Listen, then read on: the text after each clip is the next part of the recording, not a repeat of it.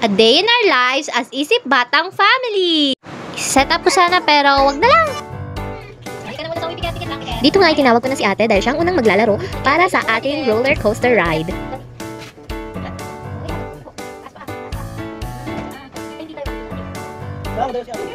So dito tinawag ko na nga si ate dahil siyang unang maglalaro sa ating rides and pinatay natin yung ilaw para nga naman mas ma-feel niya na talagang nasa rides siya. So, ato, sa YouTube lang kami kumuha ng video and then, set, go! Sa prank! Ayan. Ready, set, go!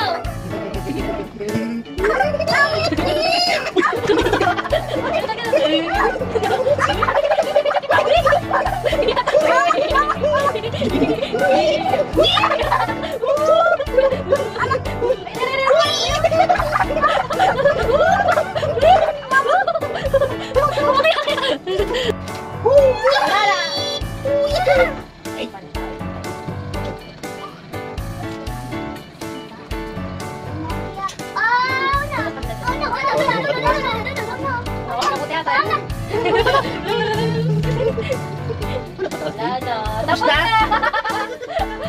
Oh, meron pa. Tapos na? Wala na ang ride. Uy, meron pa! Ticket. Dito nga, si Sia naman ang maglalaro kung saan, na-excite siya masyado, hindi na siya pumikit. Nakita na niya. Nakita na niya. Dali. Ready, set, go! Oh my God! Oh my God!